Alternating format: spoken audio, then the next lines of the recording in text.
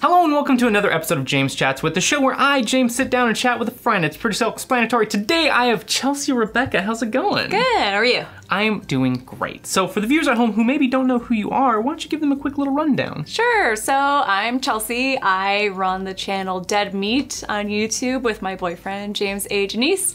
The channel itself, I'm pretty behind the scenes except for the podcast, which is something I produce, I host. It's my little baby. It's fantastic. And if you're new to this channel, I have a couple questions of my own as well as some Twitter questions from you, the viewers. So let's just jump into this. So you mentioned that you run the podcast, the Dead Meat podcast.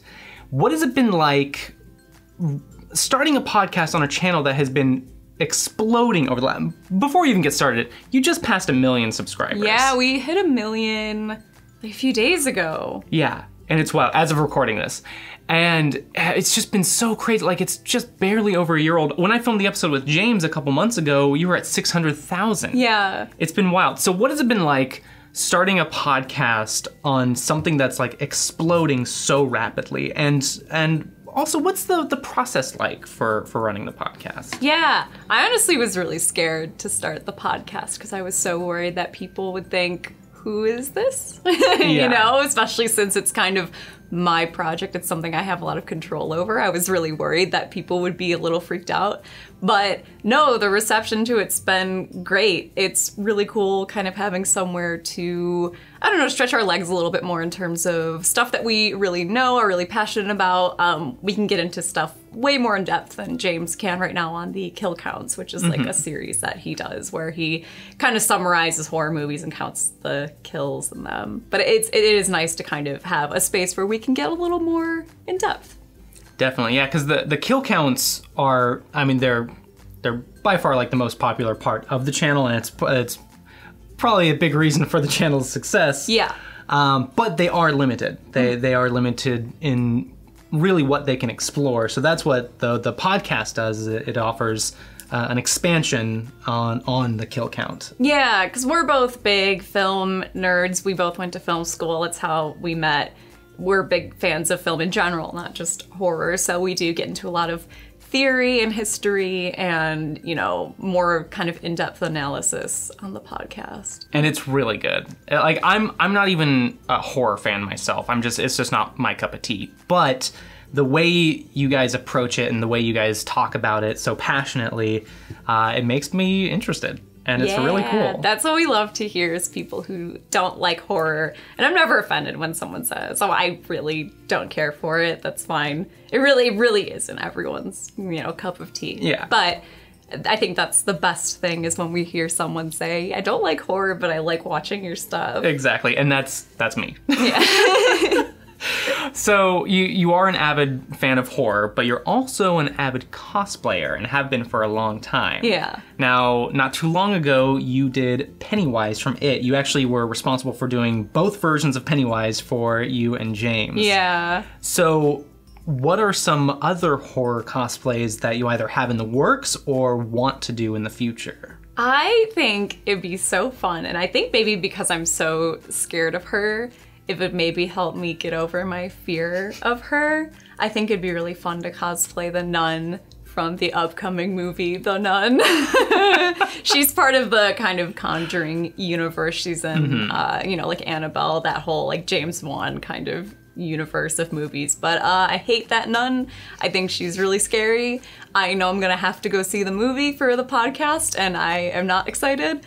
I'm sure it'll be really good. The actress who plays her is incredible, and she also is in the film Mulholland Drive, if you've seen that or if anyone is familiar with it. But she plays a very scary character in that too. She's a very underrated, scary person. So I think it'd be cool to kind of, you know, try and embody that scariness. All right, well, before we get to these Twitter questions, I have a gift for you for being on the show. I'm so excited. So go ahead and open that up. Okay, I love presents. Oh, I love it! Yes. This is one of my all-time favorite horror movies. One of my all-time favorite movies, maybe. It's one where I think, you know, if people haven't seen it, maybe they have a misconception of what it is. It's like a gorgeous movie. It's really beautiful. Which is maybe not the first thing you think of when you think Yeah. Texas Chainsaw Massacre, but yeah, it's up there. So- I love it. Thank you. You're welcome. I know you're a huge fan. Yeah. And I saw this on Toink.com. It's a website. This isn't sponsored, but hey, Toink, hey, you want to sponsor the They show? do all the mystery crates and stuff at Comic-Con. Yeah. They do the huge mystery crates, but they also just have like a really wide selection of like really nerdy stuff and horror stuff. Like they got a lot of good stuff. So Yeah. I will leave a link to this in the description down below. And Toink, if you're watching this, hey, hit me up. Sponsor the show. Yeah, I just realized Yeah. the tagline Yeah. is around the side. Who will It's so survive? noisy. I know. How about we get to some viewer questions? Yes, please. First question is coming from T-Rav, maybe Trav, but there's a hyphen there, so T-Rav. Mm-hmm. What's your favorite podcast that you guys have done? So, oh, nice. That was a nice little toss.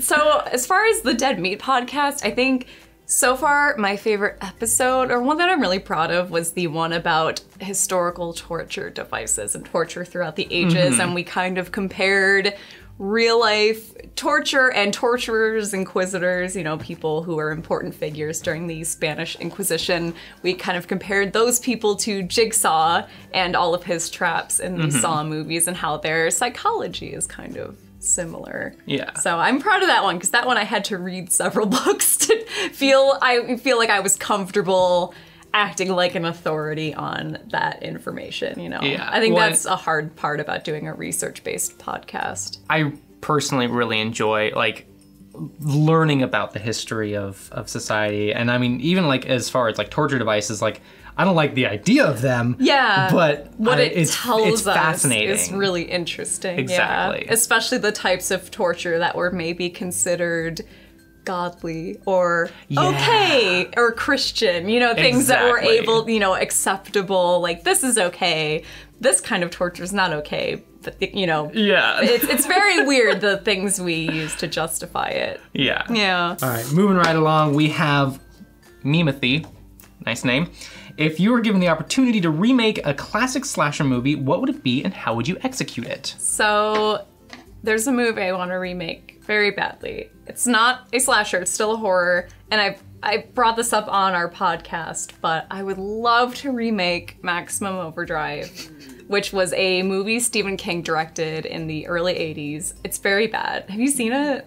Yes. Okay, It's yeah. one of the few that I have seen. Yeah, it's a movie where basically the premise is cars and trucks come to life and start killing humans. Yeah.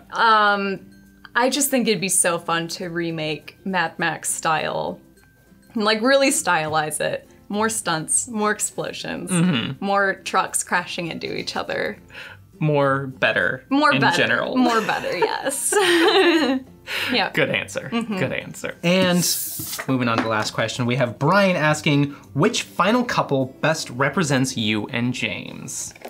I honestly, final couple is hard because I feel sometimes that in a final couple, at least one or both of them are a little useless, you know? More often you have the final girl in the final couple who's pretty cool, but her boyfriend's kind of a schlub. You know, he's along for the ride. He's not super memorable. So I might have to twist that a little bit and say I think James and I would be very good versions of the Warrens from The Conjuring. Okay. They're based on real people, but I'm talking the Patrick Wilson, Vera Farmiga versions. I think we'd be very good at playing in something. James and I don't really believe in the supernatural, but I still think it'd be fun to be a professional ghost hunter anyway, Yeah. and I think it'd be really cool to run a museum full of flim-flam objects and charge admission. I'd be so good at it.